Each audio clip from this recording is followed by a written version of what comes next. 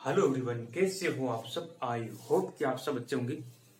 देखो यार, आज हम डिस्कस करने वाले हैं दोस्तों यूरोपीय संघ के बारे में, यूरोपियन यूनियन के बारे में डिस्कस करने वाले हैं आज की इस वीडियो के अंदर। ठीक है दोस्तों, हमने कुछ दिन पहले जो ब्रेग्जिट है, ब्रेग्जिट के बारे में डिस्कस किया था। और वो ब्रेग्जिट है वो इसी का सब टॉपिक है। ब्रेग्जिट यहाँ यूरोपियन यूनियन से ही अलग हुआ था, ब्रिटेन। उसके बारे में हमने विस्तार से डिस्कस किया था, वो वीडियो आप देख सकते हो। और अभी काफी टाइम से 10-15 दिनों के लिए हमारे वीडियोज वो नहीं आए थे। ठीक है दोस्तों, तो उसके लिए मैं समझ आता हूँ, क्योंकि मेरे बीएड के एग्जाम चल रहे थे, उसके कारण बिजी होने के कारण वीडियोज नहीं आ पाए थे। और अब हमारी जो क्लासेस है वो कंटिन्यू रहेगी और हम जल्दी से जल्दी सिलेबस को कंप्लीट करने की कोशिश करेंगे। ठीक है दोस्तों, तो आज हम इस वीडियो के अंदर डिस्कस करने वाले हैं दोस्तों यूरोपियन संघ के बारे में, यूरोपियन यूनियन। ठीक है, भारत की जो विदेश नीति है उसके अंदर ये टॉपिक है।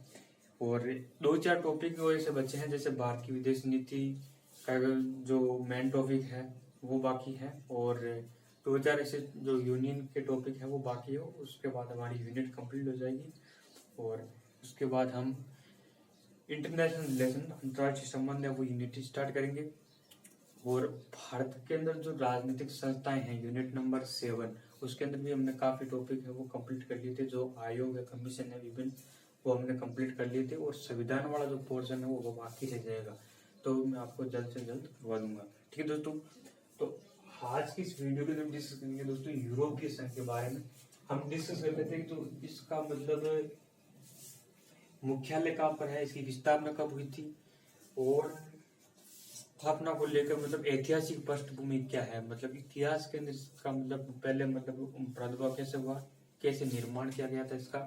ठीक है, और बाद में कैसे ये प्रचलित हुई, इसके बारे में डिस्कस करेंगे। देखिए दोस्तों, यूरोपीय संघ, ठीक है, इसका मुख्यालय हम देख लेते हैं पहले तो बेल्जियम के ब्रुसेल्स के अंदर। मुख्यालय कहाँ पर है इसका, हेडक्वार्टर पूछा जाता है, बेल्जियम के ब्रुसेल्स के अंदर है। ठीक है दोस्तों, आपको पता होना चाहिए कि मैंने ब्रेग्जिट के अंदर भी आपको बताया था कि जो यूरोपियन यूनियन है वो 28 देशों का एक स्वतंत्र 28 देशों का एक संगठन है। यूरोप महाद्वीप के अंदर जो पश्चिम के जो देश है ना यूरोप के अंदर, उनका स्वतंत्र 28 देशों का एक संगठन है। लेकिन वर्तमान में 28+1 बराबर 27 देश है। 28+1 मतलब 28-1 बराबर 27 देश है। 27 कैसे है कि आपको पता है कि ब्रेग्जिट हुआ था, ब्रिटेन 31 जनवरी 2020 को यूरोपियन यूनियन से बाहर हो गया था। तो यूरोपियन यूनियन से बाहर होना ही ब्रेग्जिट कहलाया था। उसको हमने विस्तार से अगली वीडियो के अंदर डिस्कस किया था, आप वीडियो को देख सकते हो। तो वर्तमान में 27 देश है। ब्रिटेन के ब्रेग्जिट होने से इसमें 27 देश टोटल रह गए हैं। ठीक है दोस्तों, ये आपको पता होना चाहिए। तो इसका मुख्यालय कहाँ पर है, ब्रुसेल्स के बेल्जियम के अंदर है। बेल्जियम इसका जो देश है, सदस्य देश है यूरोपियन यूनियन का। उसकी राजधानी है, कैपिटल है ब्रुसेल्स, उसके अंदर इसका हेडक्वार्टर है। और यूरोपियन यूनियन की स्थापना कब होती है, ये पहले बात तो आपको याद रखनी है। ठीक है दोस्तों, तो ये डाटा है 1 नवंबर 1993 को इसकी स्थापना हुई थी। मास्ट्रिच नीदरलैंड भी इसका सदस्य देश है। और इस नीदरलैंड के मास्ट्रिच के अंदर इसकी स्थापना हुई थी। देखो दोस्तों, यूरोपियन यूनियन है ना, इसके निर्माण के अंदर 3 संधियों का महत्वपूर्ण योगदान है। और वो मैं आपके सामने संधि लिखी हुई है, उन 3 संधियों को आपको ध्यान में रखना है, वहां से क्वेश्चन बनेगा। ठीक है दोस्तों, तो वो 3 संधियां कौन कौन सी हमको डिस्कस कर लेते हैं। दोस्तों, ईयू के जो संस्थापक देश है ना, वो आपको याद रखना है। 6 संस्थापक देश है, 6 देश है वो आगे आए थे ईयू की सर्वप्रथम स्थापना करने के लिए आगे आए थे। वो देश कौन कौन से हैं, जर्मनी, यूरोपियन कंट्रीज है ये, जर्मनी, फ्रांस, नीदरलैंड, इटली और लग्जमबर्ग और बेल्जियम।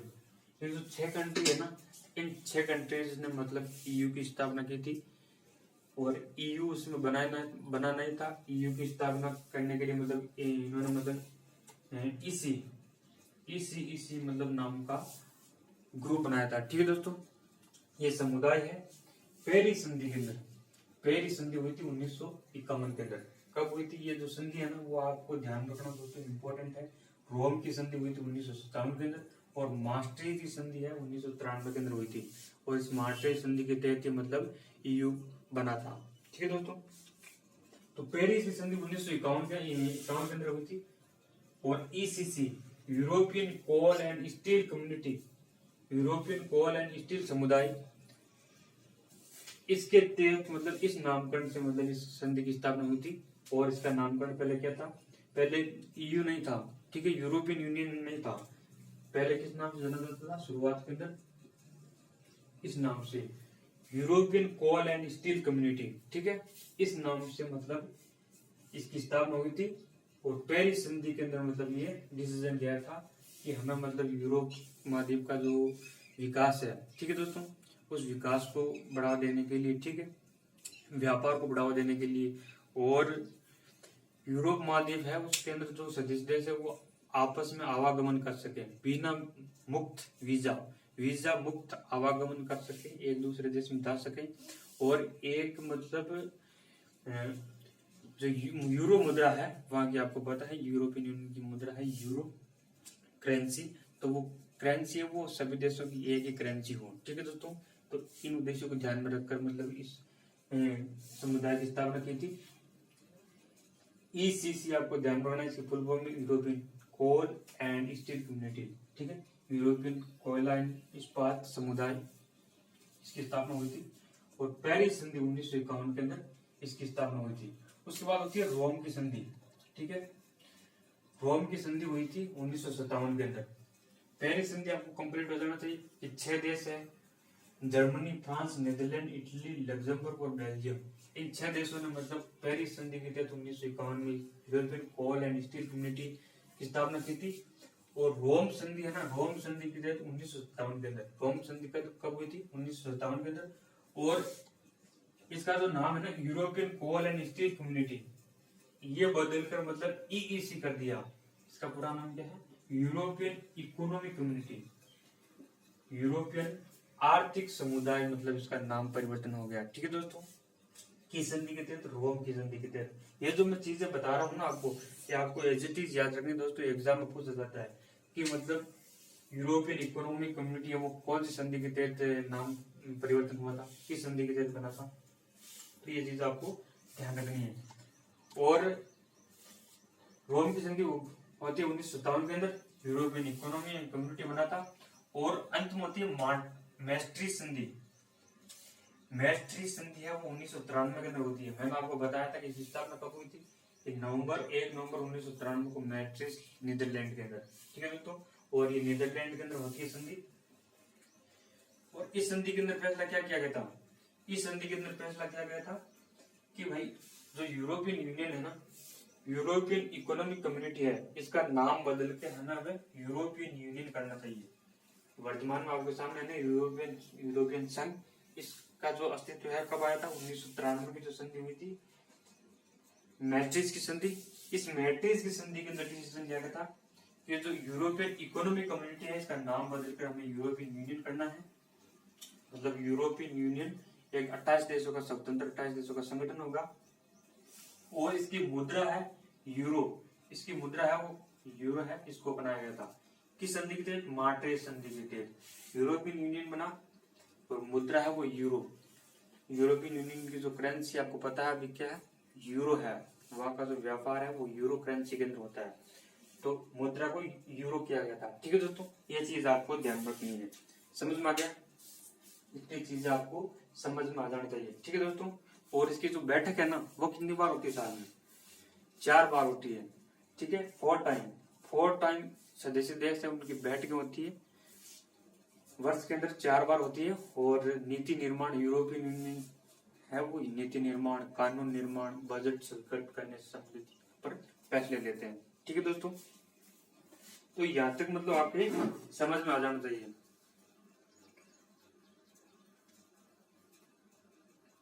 अब हम डिस्कस कर लेते हैं दोस्तों कि मतलब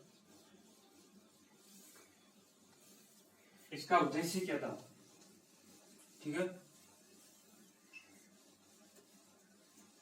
यूरोपियन यूनियन का मैंने आपको पहले ही बता दिया कि अभी जो उद्देश्य है वो उद्देश्य यही था कि मतलब यूरोपियन यूनियन है, यूरोपियन यूनियन के जो सभी देश मिलकर मतलब व्यापार को बढ़ावा देंगे, ठीक है, एकीकृत व्यापार को बढ़ावा देंगे, ठीक है दोस्तों।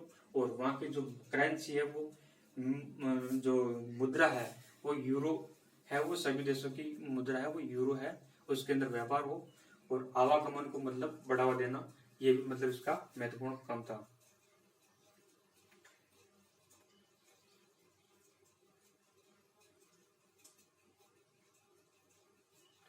तो उद्देश्य की बात कर लेते हैं इसके। इसका पहला उद्देश्य है कि सभी देशों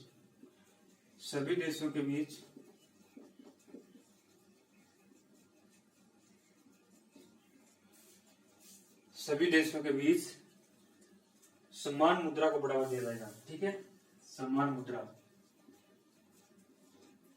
मुद्रा यूरो। सभी देशों के बीच सभी सदस्य देश है यूरोपियन यूनियन के, उनका जो व्यापार है वो समान एक मुद्रा होगी उनकी, और वो होगी यूरो। इस यूरो मुद्रा के अंदर मतलब व्यापार है वो होगा, ठीक है दोस्तों, समान मुद्रा होगी, ठीक है दोस्तों। ये इसका मतलब पहला उद्देश्य था। और दूसरा इसका उद्देश्य था कि सभी जो सदस्य देश है, सभी सदस्य देश वो बिना वीजा या वीजा मुक्त ऐसे लिख सकते हो, वीजा मुक्त आवागमन कर सके। अब हम भाई कहीं भी किसी भी राष्ट्र के अंदर हम जाते हैं तो वहां पर क्या वीजा अप्लाई करना पड़ता है, वीजा लगता है, वहां पर वीजा बनता है, वीजा पास आउट होने के बाद ही हम किसी कंट्रीज के अंदर जाते हैं, ठीक है। जैसे ऑस्ट्रेलिया, सिंगापुर, अमेरिका, कहीं भी हमें, कनाडा, कहीं भी जाना होता है तो पहले वीजा बनता है, वीजा लगने के बाद हम वहां पर मतलब कंट्रीज दूसरे देश के अंदर जा सकते हैं। तो यहाँ पर ये क्या फैसला लिया गया था, उद्देश्य था कि भाई हम यूरोपियन यूनियन के जो लोग हैं और जो सदस्य देश हैं उनके बीच में वीजा है, वीजा जैसी कोई मतलब आवश्यकता नहीं होनी चाहिए, वीजा फ्री, वीजा मुक्त आवागमन होगा। कोई भी सदस्य देश है यूरोपियन यूनियन का वो अपने जो देश है यूनियन के किसी भी देश में आ जा सकता है, मतलब काम कर सकता है, ठीक है दोस्तों। तो ये मतलब इसका दूसरा मुख्य उद्देश्य था, ठीक है दोस्तों। और तीसरा उद्देश्य था कि यूरोपियन यूनियन के लिए केंद्र बैंक की स्थापना करना, केंद्रीय बैंक की स्थापना करना, कि मतलब इसकी एक केंद्रीय बैंक होगी, एक केंद्रीय बैंक होगी और उसके अंदर जो मुद्रा है वो यूरो का प्रचलन होगा, यूरो मुद्रा होगी इसके अंदर, ठीक है दोस्तों। तो ये मतलब आपको उद्देश्य है वो ध्यान में रखना है दोस्तों।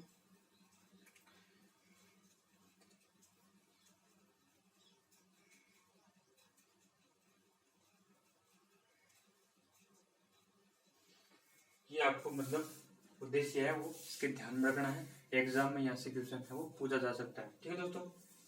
इस सभी देशों के बीच समान मुद्रा है वो यूरो, सभी सदस्य देश वीजा मुक्त आवागमन कर सकेंगे यूरोपियन यूनियन के अंदर, और केंद्रीय बैंक, सेंट्रल बैंक की स्थापना होगी, मतलब ऐसा मतलब आश्वासन किया गया था उस समय, ठीक है दोस्तों। ये आपको ध्यान में रखना है। और इसकी संरचना की बात करते हैं हम कि इसकी संरचना क्या है, इसकी बॉडी है, जो प्रशासन है वो कैसे काम करता है यूरोपियन यूनियन का। मैंने आपको बता दिया कि इसकी जो बैठक है वो साल में 4 बार होती है, वर्ष के अंदर 4 बार बैठक होती है, ठीक है दोस्तों। तो संरचना की इसकी बात करें, संरचना की अगर बात करें तो इसके अंदर मतलब पहली जो बॉडी है वो यूरोपियन परिषद है। क्या है? यूरोपियन परिषद। जो यूरोपियन परिषद है ना, यूरोपियन परिषद है, यूरोपियन परिषद है, इसके अंदर क्या है कि मतलब जो सदस्य देश है, सदस्य देशों के जो राष्ट्राध्यक्ष है ना, ठीक है, यूरोपियन यूनियन के जो 27 सदस्य देश है उनका जो राष्ट्राध्यक्ष या शासनाध्यक्ष है ना वो भाग लेते हैं, राष्ट्राध्यक्ष, ठीक है। तो राष्ट्र प्रमुख है ना, राष्ट्राध्यक्ष या शासनाध्यक्ष है वो इसके अंदर भाग लेते हैं यूरोपियन यूनियन के अंदर, ठीक है दोस्तों। और वो यहाँ पर मतलब जो कानून है, कानून कैसे बनाना है उसका ड्राफ्ट तैयार करते हैं। ठीक है दोस्तों, नीतियों का निर्माण करने के लिए मतलब उनका प्रारूप तैयार करने का काम करता है यूरोपियन परिषद। ठीक है दोस्तों, और दूसरी है इसकी मतलब यूरोपियन संसद। दूसरी इसकी संरचना क्या है, यूरोपियन संसद। यूरोपियन संसद है ये मतलब सदस्य देशों द्वारा मिलकर बनी होती है।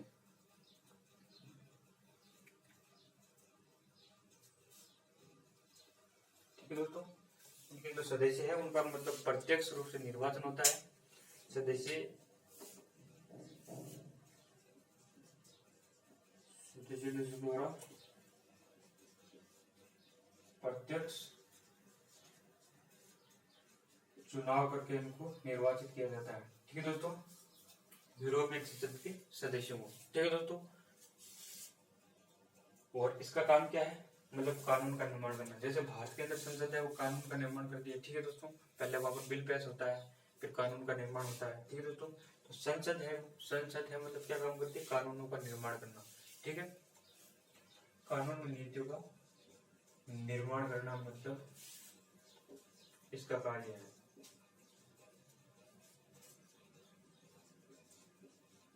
ठीक है, और बजट को मतलब स्वीकृत करना। ठीक है दोस्तों, बजट स्वीकृत करने का काम भी कौन करती है, बजट स्वीकृत का काम भी मतलब यूरोपियन यूनियन की जो संसद है, यूरोपियन जो संसद है उसके द्वारा बजट स्वीकृत करने का काम किया जाता है। और नीतियों को मतलब कानूनों का निर्माण करना और बजट स्वीकृत करना मतलब इसका काम होता है। ठीक है दोस्तों, तो यूरोपियन परिषद है। ठीक है, तो हमने मतलब डिस्कस कर लिया था कि यूरोपियन परिषद है इसका मतलब एक तो बॉडी और एक यूरोपियन संसद है। ठीक है, यूरोपियन जो परिषद है वो राष्ट्राध्यक्ष से मिलकर बनती है, और यूरोपियन संसद है उसका मतलब सदस्य देशों द्वारा प्रत्यक्ष रूप से लोगों का चुनाव किया जाता है, निर्वाचित किया जाता है। ठीक है दोस्तों, और ये बजट स्वीकृत करने का काम करती है और कानून का निर्माण करने का काम करती है। ठीक है दोस्तों, और इसका मतलब एक तीसरा हो गया इसका मतलब यूरोपियन न्यायालय। यूरोपियन न्यायालय, ठीक है, यूरोपियन न्यायालय भी है। ठीक है दोस्तों, तीसरी बॉडी क्या है, इसका एक स्वतंत्र यूरोपियन न्यायालय है जो न्याय करने का काम करता है। और एक इसकी सेंट्रल बैंक है, क्या है, सेंट्रल बैंक, जिसकी मुद्रा है वो यूरो है। ठीक है दोस्तों, इतना मतलब हमने डिस्कस किया था कि मतलब ये बॉडीज आपको ध्यान रखनी है कि यूरोपियन न्यायालय हो गया, सेंट्रल बैंक हो गया, और यूरोपियन जो परिषद हो गया, यूरोपियन संसद, यूरोपियन परिषद और यूरोपियन संसद। ठीक है दोस्तों, ये चार इसकी बॉडीज है। ठीक है दोस्तों, इन बॉडीज को आपको याद रखना है, यहाँ से क्वेश्चन बनता है एग्जाम में, हर बार यहाँ से क्वेश्चन बनता है। मतलब विकल्प ऑप्शन के अंदर पूछ लिया जाता है कि मतलब यूरोपियन संसद मतलब यूरोपियन जो यूनियन है, यूरोपियन संघ है, इसकी मतलब कौन कौन सी संरचना के अंदर कौन कौन सी बॉडीज है वो कार्य करती है। तो ये बॉडी आपको ध्यान रखनी है, पहले यूरोपियन परिषद, यूरोपियन संसद, यूरोपियन न्यायालय और सेंट्रल बैंक। ये मतलब यूरोपियन यूनियन यानी यूरोपीय संघ की मतलब संरचना के अंदर ये प्रशासन का काम कर रहे हैं। ठीक है दोस्तों, तो आई होप कि मतलब जो यूरोपियन यूनियन का जो टॉपिक है वो ज्यादा बड़ा नहीं है, छोटा सा टॉपिक है, और इसके अंदर जो फैक्ट है वो आपको याद रखना है, एग्जाम में सीधा क्वेश्चन पूछ जाता है। ठीक है दोस्तों, और आपको ध्यान में रखना है कि जो क्रोएशिया है इसका अंतिम जो 28वां देश बना था, क्रोएशिया है वो अंतिम देश बना था, क्रोएशिया। ये भी आपको मतलब डेटा है वो याद रखना है। ठीक है दोस्तों, और वर्तमान में इसके देश सदस्य देशों की संख्या कितनी है, 27 है, क्योंकि 28 थी शुरुआत के अंदर 28 थे। क्रोएशिया वो 28वां देश बना था।